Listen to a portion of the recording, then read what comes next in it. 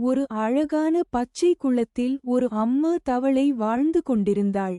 ஒரு நாள் அவள் தண்ணீரில் சிறிய சிறிய முட்டைகளை வைத்தாள். அந்த முட்டைகள் ஜெல்லி போல மென்மையாக இருந்தது.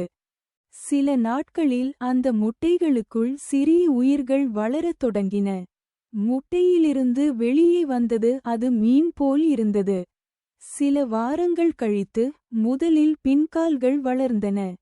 பிறகு முன்கால்களும் வளர்ந்தன. அதன் வால் மெதுவாக குறைந்தது.